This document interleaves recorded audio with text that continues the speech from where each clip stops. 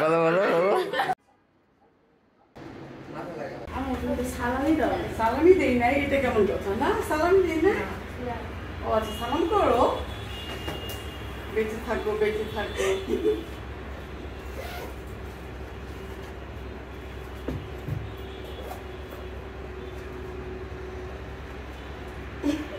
এই নাও সালামি। এই যে না, আমি এটা নিতে রাজি না। কেন? আমি সালামি নিতে রাজি না। সুন্দর করে তোমরা তো এখন অত বড় হও নাই। আমি তো বেশি বড় হইছো, বড় যখন হইছো।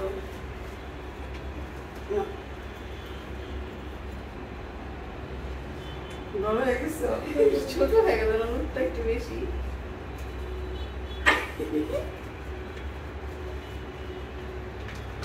কারণ তুমি সারা রোজা ভোর আমাকে অনেক হেল্প করেছো।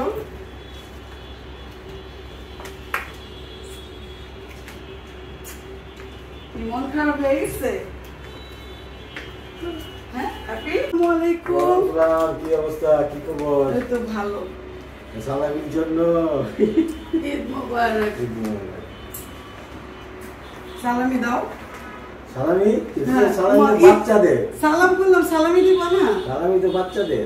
আমি বাচ্চাই তোমার কাছে। বউরা জামা দিয়ে গেছে বাচ্চা। আচ্ছা দেখি কয় টাকা আছে বাংতি।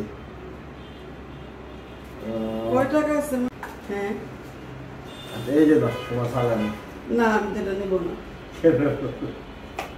আচ্ছা নিলাম, দেখি দেখি।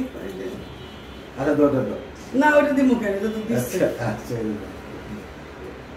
সারা রোজা ভরে তোমার আমি রান্না বান্না করে খাওয়ালাম। আচ্ছা এই নাও। এই নিলাম মানে এই 1600 টাকা সালামি। আচ্ছা এই নাও। সালামি। ঈদ মুবারক। মুবারক। তুমি লাগাই দিছে, আমি শুধু হার্ট বানাইতেছি। এগুলো আমু লাগাই দিছে, আমি শুধু এগুলো বানাইতেছি। চাঁদরাতে মেহেদি লাগানো, গিফট আদান প্রদান, তারপরে এই যে 2 রকমের ডেজার্ট আমার মেয়ে করেছিল। আর আমি এই ফাঁকে একটু মার্কেটে গিয়েছিলাম। মার্কেট সেরে এসে ঘরের অনেক কাজকর্ম শেষ করলাম। আর ঈদের দিন সকাল সকাল এগুলো রান্না করেছিলাম, কারণ আমি কয়েকটা গরিব মানুষকে দাওয়াত করেছিলাম। তাদেরকে খাইয়ে দাইয়ে এবং তাদের পরিবারে কিছু খাওয়া বিতরণ করেছিলাম। বাবা অনেক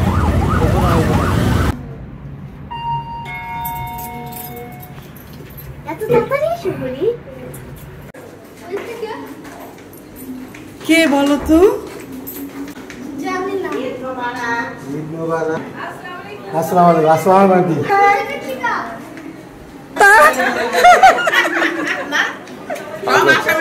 নিয়ে আসা বললাম ওরে সবার কাছে, কারণ আর মন অনেক খারাপ থাকে। ভালোবাসা মনের মিল, কিন্তু একটু মিল এইটাই দিছিলাম কালার, বুঝছো? আমি তো ব্লগার, জানেন না?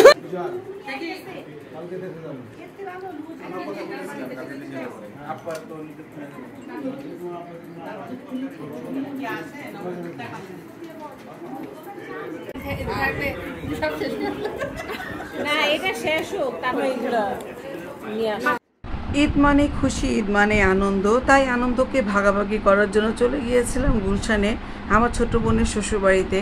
তো দেখতেই পেরেছেন, যাওয়ার পর সবাই মিলে আড্ডা, খাওয়া দাওয়া সব কিছু শেষ করে এই যে আমার ছোট বোনের নতুন ফ্ল্যাট, ওর ফ্ল্যাটের ইন্টেরিয়রটা এতই সুন্দর যে ভিডিও না করে আর পারলাম না। সম্পূর্ণ বাসাটা সুন্দর করে ভিডিও করে নিচ্ছিলাম, যেহেতু ব্লগ করি, ভিডিও করতে ভালো লাগে। আর আপনারা হয়তো কমেন্ট করবেন যে কোথায় গিয়েছিলেন, এত সুন্দর বাসা কেমন। কথা বলতে এত সুন্দর সুন্দর জার লাগানো ছিল ওর বাসায়, আমার এত ভালো লেগেছিল। আর এই যে মিররের সামনে দাঁড়িয়ে দাঁড়িয়ে ফটো সেশন করে নিচ্ছিলাম, ছবি তুলে নিচ্ছিলাম।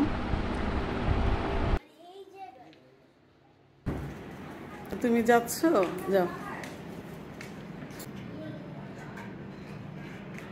অনেকদিন পরে যেহেতু প্রিয় মুখগুলো একসাথে হয়েছিল, তাই আড্ডা, ছবি তোলা, গল্প গুজব, খাওয়া দাওয়া সব মিলিয়ে একাকার। যাই হোক, আলহামদুলিল্লাহ এবার ঈদটা অনেকই সুন্দর কাটলো, কিন্তু অনেকজনকে মিস করছিলাম।